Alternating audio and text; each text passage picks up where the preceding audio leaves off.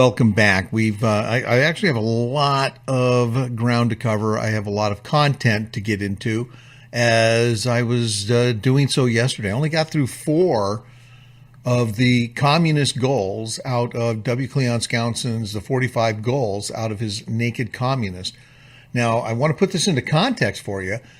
If you actually go and do the research, this was actually presented to Congress. I believe it was in June of 1963, which was about, 5, 6, 7 years later after he had already come up with these.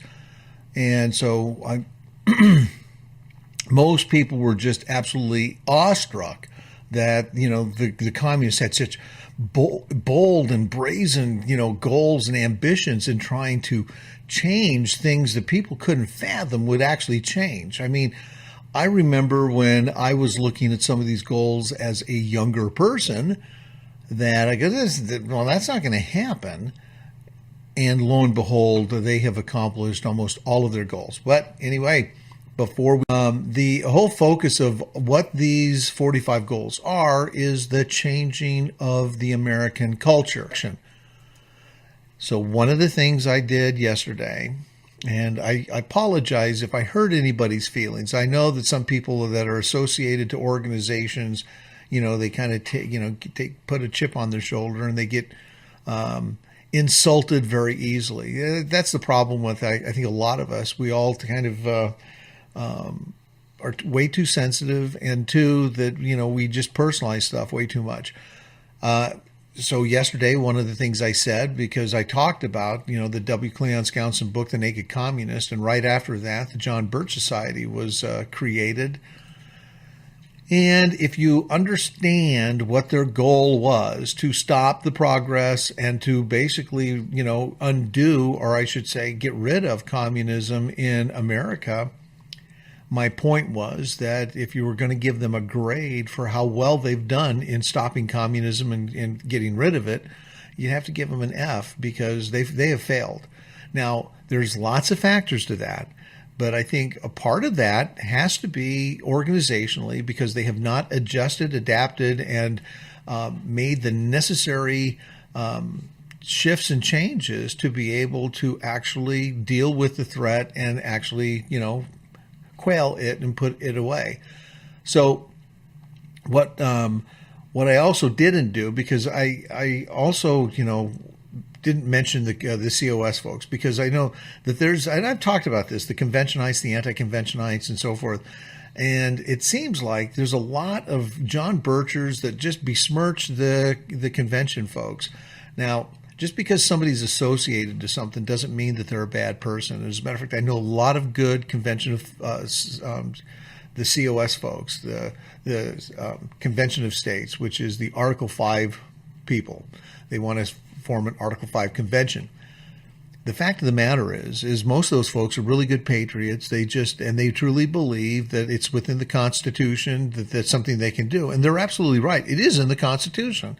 You can't hide that. And I actually see a lot of misinformation going back and forth on both sides of this argument. And so, when somebody actually starts stretching the truth, like I've seen, and I'll say it on both sides, then you kind of lose credibility. I'm not here to try to stretch any truth. I'm here to literally educate and literally help you understand that the only process is literally the states following what Jefferson and Madison did in 1798, which is literally calling for the convention, and not a convention, they're calling for the committees of correspondence and conference, so that people can start working together and sending delegates to work. But we don't need to do it the way they had to do it. They were actually probably going to form a convention. And that doesn't mean anything else other than just a body of delegates. What we can do is we can do this online. We don't have to form a body of delegates. Everybody can work from home. They can work from their capitals and do the job and get it done. And so if you really want, and what better to gainfully employ your legislators to keep them from passing bad bills and raising your taxes, right? Fact of the matter is, they do possess the authority to reel in the federal government, and that's just a matter of waking them up. And let me just jump forward because I got a minute. I'm going to do a quick review. We went through the first 4 goals, so I'm not going to actually read those. So we still have 5 to 45 to go through. And I will basically jump straight into the 5th one. It's because I know I'm going to run out of time, but I'll get through the 5th one at least. Number 5. And this is the goals for communists in the United States. Extension of long-term loans to Russia and the Soviet satellites. Obviously, they needed money, and they needed to literally have money that they didn't have to pay back, or, figure out a way of paying it back, or going down the path of us forgiving the debt and what have you. And that was literally something that we literally did. I mean, we subsidized communism throughout the world, and I've been telling you this. And we've been subsidizing with China by opening up free trade and so forth. We're literally giving away our wealth hand over fist to all of these communist and do-good nations. Number 6. Actually, I won't have time, but I'll go through it anyway. Provide American aid to all nations regardless of communist denomination or domination. And so that is number 6. And obviously we are the most gracious nation in the world, because even if there are enemies, we go in and assist and help them. So as I was just saying, provide American aid to all nations regardless of communist domination. And obviously we are the most giving nation because we've been doing that. Grant recognition of Red China admission to the United Nations. So basically, is China a part of the United Nations now? Yes. And we could have actually kept them, but we were the ones that had been literally handing them all sorts of latitude, most favored nation status with Nixon. I mean, Nixon was a huge part of the deep state. Number 8, set up East and West Germany as separate states in spite of Khrushchev's promise in 1955 to settle the German question by free elections under supervision of the UN. And that's exactly what happened. However, in the 80s, that wall came down as Russia and the Soviet Union literally, just kind of spread its concepts into socialism around the world. Number 9, prolong the conferences to ban atomic tests because the United States has agreed to suspend tests as long as negotiations are in progress. And that's exactly what we've been doing, because we didn't need to test anymore. We were willing to suspend ours so that it gave the advantage to the enemy, the Soviet Union. And they were constantly testing, as well as China, and trying to develop their nuclear weapon and be able to be more competitive so that they could actually assure mutual destruction, because that was the path they were going down. Number 11, promote the UN as the only hope for mankind. If its charter is rewritten, demand that it be set up as a one world government. And that happened in the 90s. Global governance was, if you go to globalgovernance.org, I believe it was, you could actually read what their charter was and everything else. So they've actually set that up as a one world government with its own independent armed forces. Some communist leaders believe the world can now be taken over as easily by the UN as by Moscow.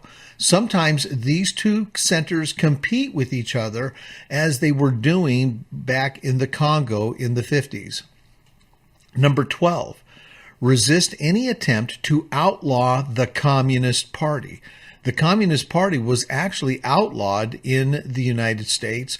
I believe they were able to outlaw them, but look at it. I mean, being communist meant nothing. I mean, McCarthy went after them, and they did nothing but a smear campaign against McCarthy through education and everything else, when really the Verona Project and a lot of other things have actually proven McCarthy was correct, but he was just way too late. Communism was already and the Verona Project proves that as well. The communism was well and deep rooted in our state, within the federal government and so forth.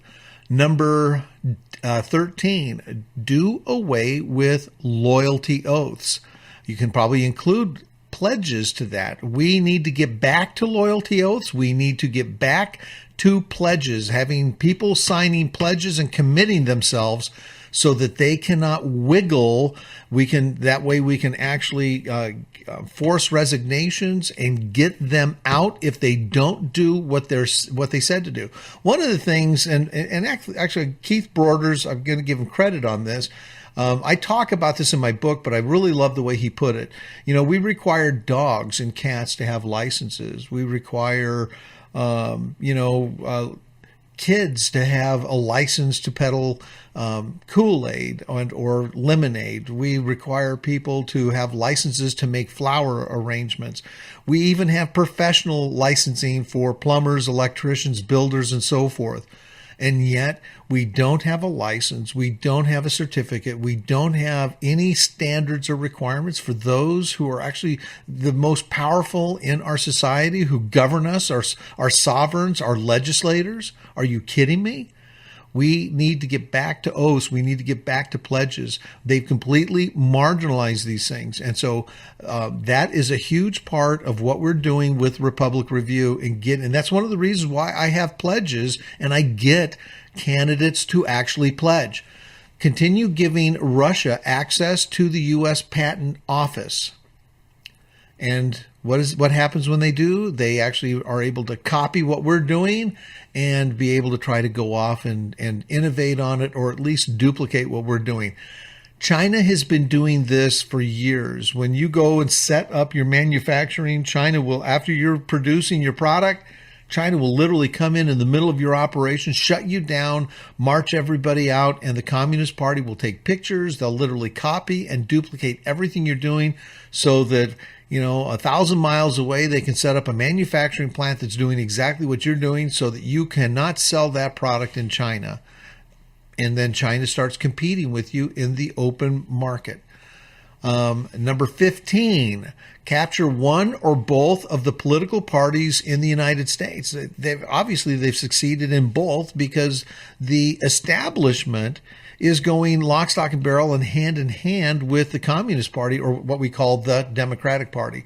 I always like telling people everywhere in the world, the Labor Party is the Communist Party, except here in America, it's the Democratic Party. The Labor Party is the Democratic Party.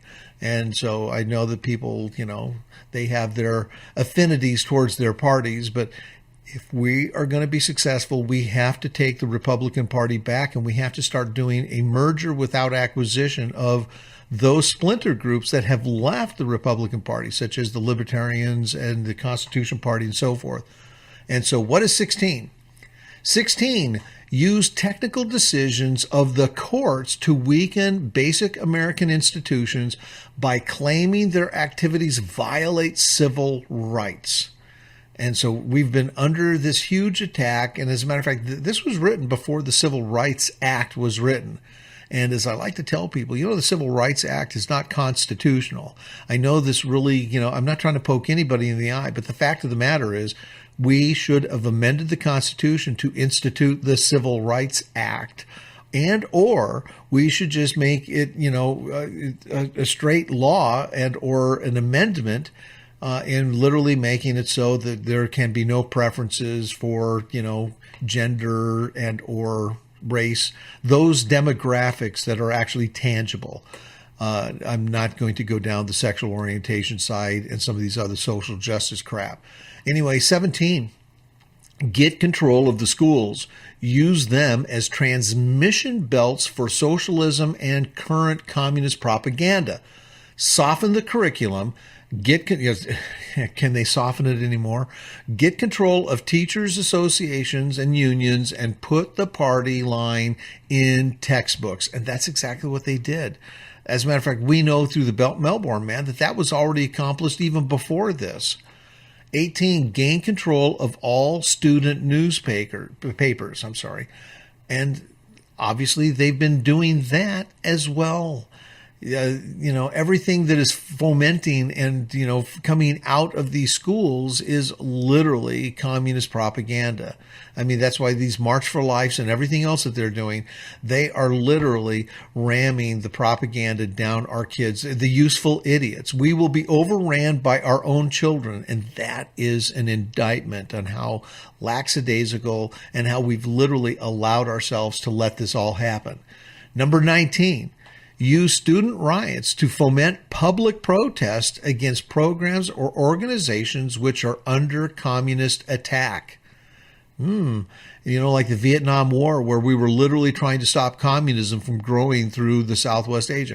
And I'm telling you that the domino theory did work, because if you look at how all of those nations did literally went communist, except for Thailand, I think, most of those nations quickly fell as soon as we got out of Vietnam. It's the same thing with Africa. I remember looking at the map of Africa, and most of Africa fell to communism as well. We literally saw communism take over because it is a corrupt form of government of elitists that literally subjugates the masses.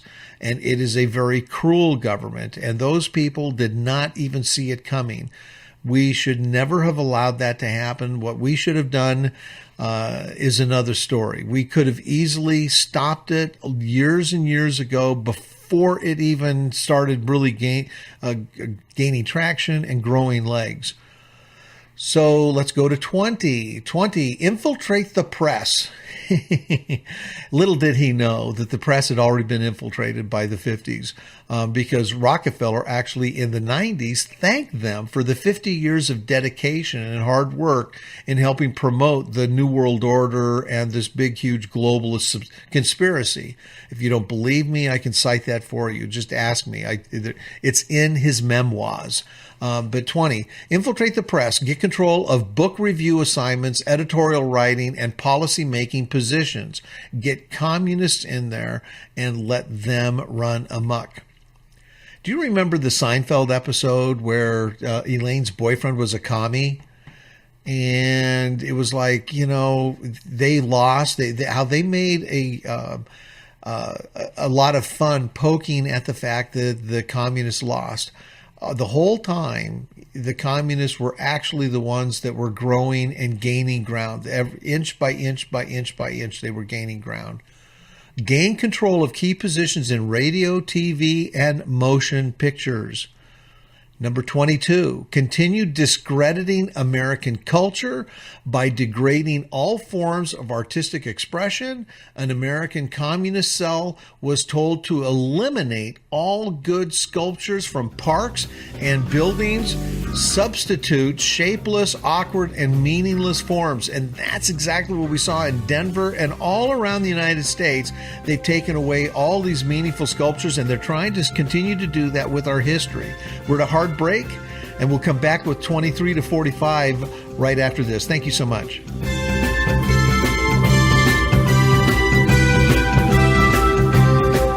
And, well, I'm a little busy, so please forgive me. Call on Monday. But 23, control art critics and directors of art museums.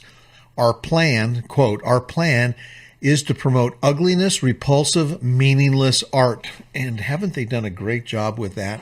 I mean, come on, really. That's precisely what they've been trying to do. Eliminate, number 24, eliminate all laws governing obscenity by calling them censorship and a violation of free speech and free press. Now, remember, this is the 50s. I forget the stupid Supreme Court justice in the 60s that said, I'll know obscene when I see it, and basically was a huge promoter of pornography. And this was on the Supreme Court. I forget, it was during the Johnson administration, but I forget who the judge was. Just Google it. I'll know obscenity when I see it. Anyway, number 25, break down cultural standards of morality by promoting pornography and obscenity in books, magazines, motion pictures, radio, and television. And there you go. I mean, they were literally starting to do that in the 60s, the 50s. I mean, they actually started Pornography had its place, or it started its business probably back in the 20s, but it was a very small little industry, and it was hiding because it was illegal, and it maintained illegality until all of a sudden the Supreme Court decided, oh, well, it's no longer obscene. But again, the Supreme Court had no jurisdiction. The states were the ones that were supposed to be the last bastion in keeping those things. It was the Supreme Court that gave it the stage and let it. And like I tell you, every time you step into a court that does not have the jurisdiction, you will lose every time. Number 26, present homosexuality, degeneracy, and promiscuity as normal, natural, and healthy. And that's what they started teaching. I think it was in the 70s or 80s. They started teaching alternate lifestyle is normal and happy and healthy. I know my kids were starting to come home in the late 80s and the 90s and telling me, well, we're learning that there's nothing wrong with it. And I can tell you that you wouldn't want to be my kids getting those long lectures from me. Number 27, infiltrate the churches and replace revealed religion with social religion. Discredit the Bible and emphasize the need for intellectual maturity, which does not need a religious crutch. And the quote unquote religious crutch. Those were buzzwords that they were already starting to, push around in the 50s and 60s in colleges and so forth. And that social religion, that's been rammed down our throat big time. And the fact that we allowed all of these things to happen. These are all things that are happening, or it's already happened. Number 28, eliminate prayer or any phase of religious expression I want to clarify this, any phase of Christian religious expression in the schools on the ground that it violates the principle of separation of church and state. Already they have Habib days, they have all sorts of things that glorify, the cruel religion of Islam, and they have all sorts of other things that glorify other religions, but Christianity, keep it out of the schools. I mean, it's that bad. Discredit the American Constitution by calling it inadequate, old-fashioned, out of step with modern needs, a hindrance to cooperation between nations on a worldwide basis.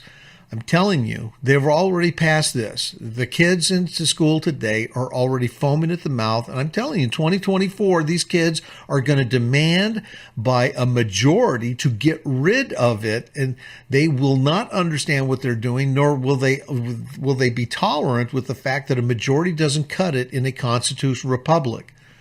It will get ugly. It will get bad. And if we don't stop it beforehand, if we don't start waking up and getting these things moving beforehand, I'm telling you, it is not, I'm packing sandbags if we can't get moving in 2021. Discredit the American founding fathers, present them as selfish aristocrats who had no concern for the common man.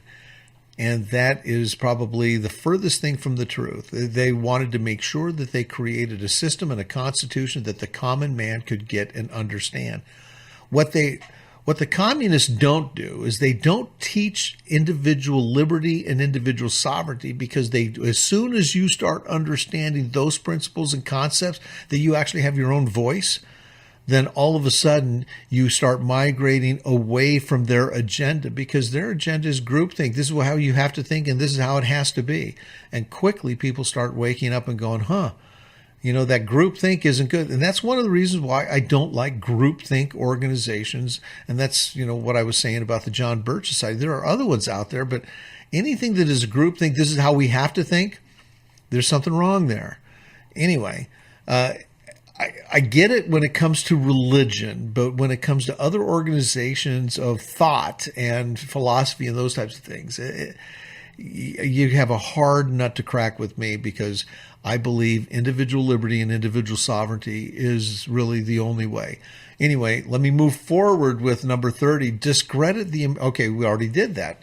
And they have been doing that. As a matter of fact, they've been attacking the founding fathers, starting to identify Washington as a pot smoker, and the slave owners and all that. They happen to skip over the real facts that all of these men from Virginia and so forth were more than willing to give up their slaves and shut down the slave trade during the Constitutional Convention.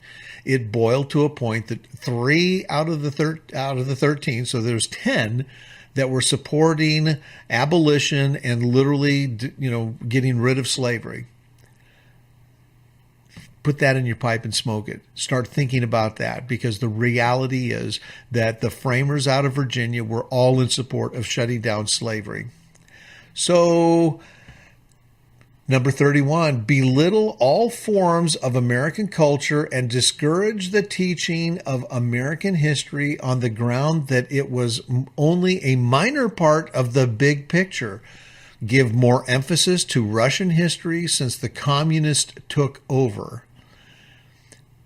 Support. Okay, number 32. And what they're talking about, the communists took over, they're talking about the communist revolution, the Bolshevik revolution. Why is it that you think Seattle has a statue of Vladimir Lenin? Why do you think some of these progressive cities have done that? It's because they're promoting and glorifying supposedly this common man concept of subjugating, the little man. And I'm telling you, these people, these fools don't understand what they're doing. They really don't. Number 32, support any socialist movement to give centralized control over any part of the culture.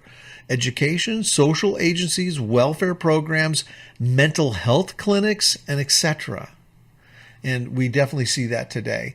33, as a matter of fact, everything has been socialized as far as healthcare. These types of things, even Scoutson didn't see. We have socialized everything, and the federal government has brought it back, and they want to have full control over it. And it's all unconstitutional, to be very clear. They're violating the Constitution as they ram this crap down our throat. 33, eliminate all laws or procedures which interfere with the operation of the communist apparatus.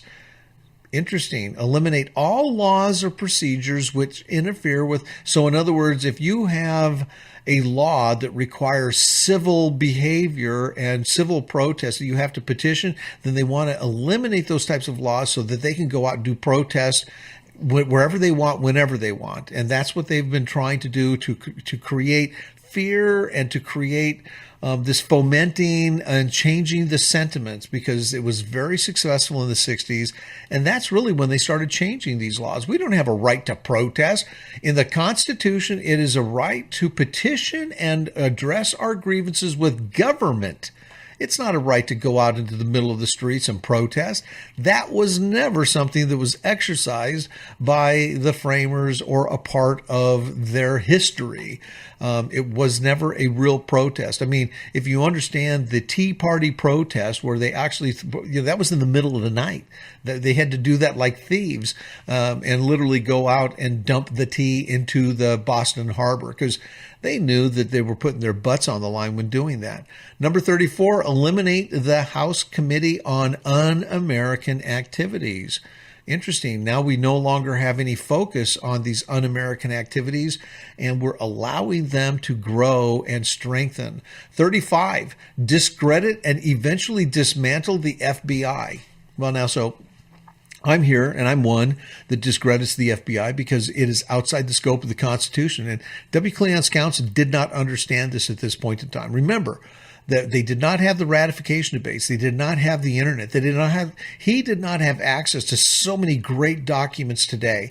And there's no doubt in my mind that these concepts and paradigms have changed to where we realize, and I truly believe before he left this earth, before he passed away, W. Cleon Scoutson understood that the federal government was so far out of reach of its constitutional limits as defined by the ratification debates, that we have to get back to that. We have to literally put this all back into the hands of the states, and the FBI was one of those. Well, we're going on to 36, so we have 11 more to go, and so we will rush through those when we come back. because I definitely want to kind of close with a little bit of, editorializing a monologue. So we will be right back with 36 and on right after these messages. Thank you so much. Hey, let's see how fast I can fly through these last, 9 or whatever. 36, infiltrate and gain control of more unions. Infiltrate and this 37, infiltrate and gain control of big business. Of course, the unions, that is the breeding ground of collectivism.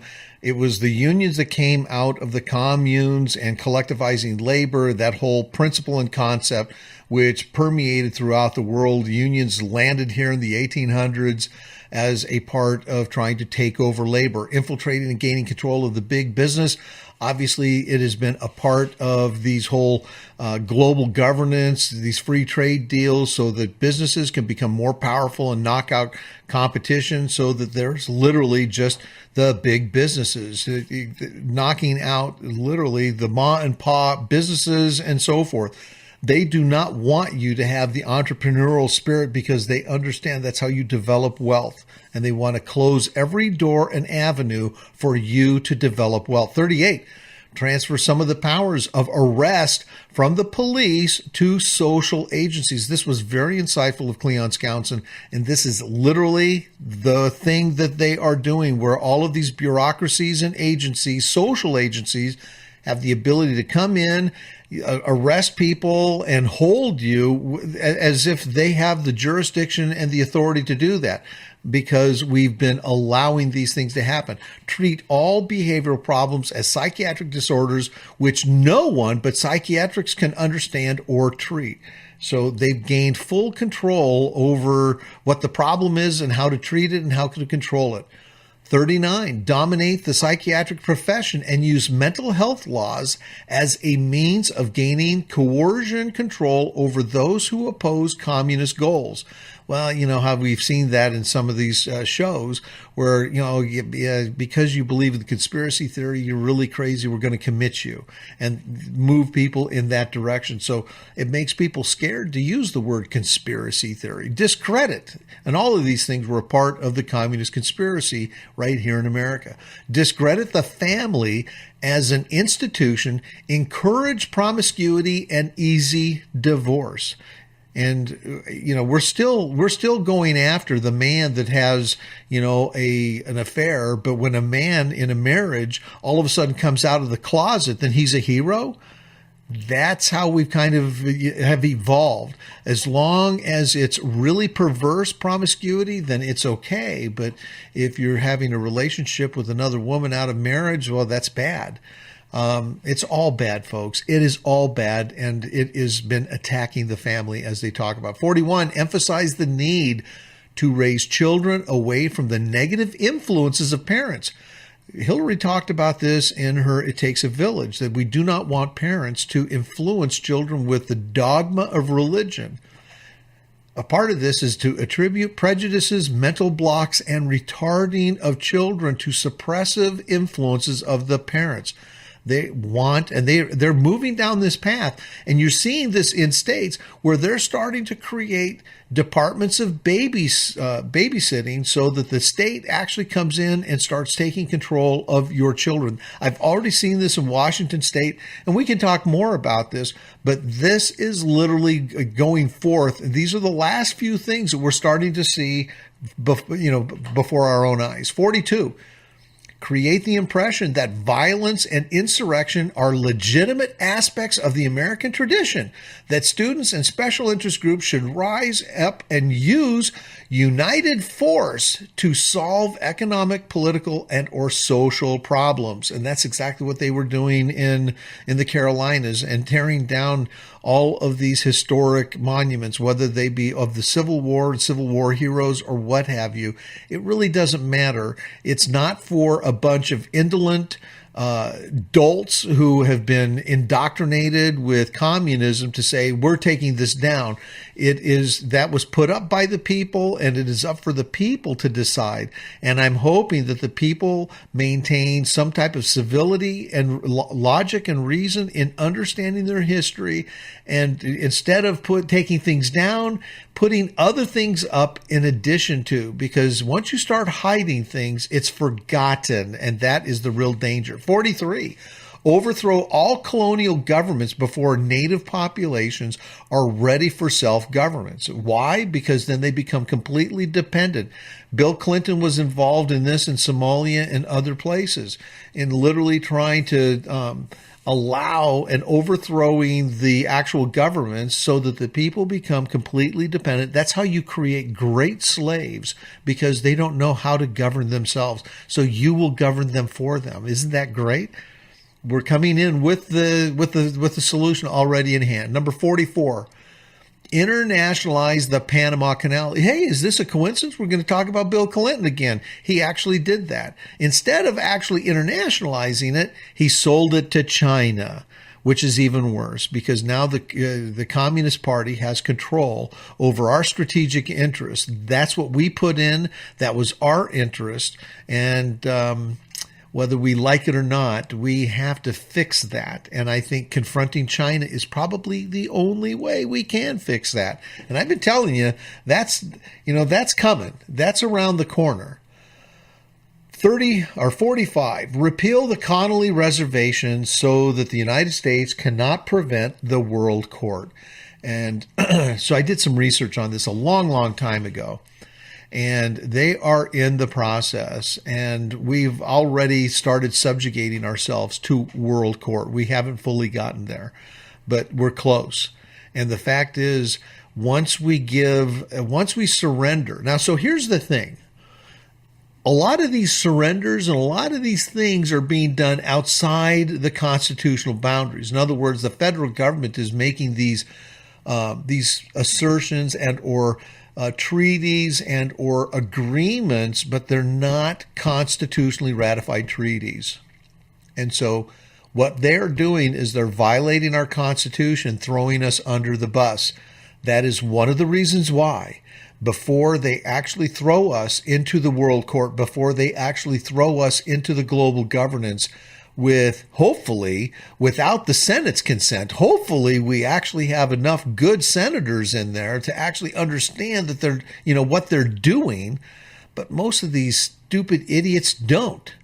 I mean, shoot, look at what Utah did. Utah has the ability to appoint their own senators, and they allowed Romney to get elected. I mean, Utah needs to take back their appointment of their senators. They need to stop, and I'll bet you Lee would support that. Romney wouldn't. And I'll bet you anything that the state of Utah legislators would probably appoint Lee to his position. And so they ought to do it this coming before the 2020 election, so that they actually can assert that. And I hope that Keith is listening to this, because I think this is a conversation, and it's an honest conversation that needs to be had with these state legislators right there in Utah. I ought to give Tom Ivory a call and say, hey, do you guys know what you're missing something here? Anyway, that was all 45. The reason I brought this up in context to abortion is, if you can understand, abortion wasn't even on the blip here, but it was all a part of the promiscuity, and it becomes a part of a solution, because when you have a bunch of rampant promiscuity, that means that you have a lot of kids that are having, all of a sudden having unwanted pregnancies. Remember, the whole point of sex ed was to control pregnancies, to control, promiscuity, that they were going to elevate morality. The best way to do that would have been ramping up more Christian religious courses and opportunities for kids to understand the importance of chastity and those types of things in educating them. Instead, what they did was they started an educational curriculum that glorified promiscuity, and I can't think of very many people that said, they don't necessarily regret having their children before marriage or what have you. I mean, they've kind of married and moved on. There was lots of people that took the honorable path in moving forward, but there are lots of people that, had realized that they threw away their childhood, they threw away their youth because of a moment of gratification. And we're all better off with a little more discipline in our lives, as well as control. And as long as we become the masters of our domain, then I think that's what's really important. And I truly believe that we need to be going in that direction as a society. Now, with the last minute, apparently there's some dogs running around. So with the last minute that I've got, I want to editorialize this one thing on this abominable legislation that's gone through in Virginia as well as New York. We are literally at the precipice. We're at that cusp of starting down the decay. If the people of New York do not react, and if the people of Virginia do not react and literally repeal all of these things that they're doing in allowing the infanticide and the infanticide, and killing of innocent children, then we don't have much longer. It's just a matter of time, because that is the last door, as far as I'm concerned, to the decay of a society. You have to remember, in natural law, it is the interest of society to protect it and to build it up to higher values instead of allowing things to permeate and tear it down. And that is precisely what we are doing, is we're tearing down our society. And so, as you can tell, it is the end of the week. I hope you have a great weekend, and I hope that you can find something better to do than watch a bunch of social justice warriors, the Super Bowl. I am G.R. Mobley. I am Reclaiming the Republic, and I need your help. God bless.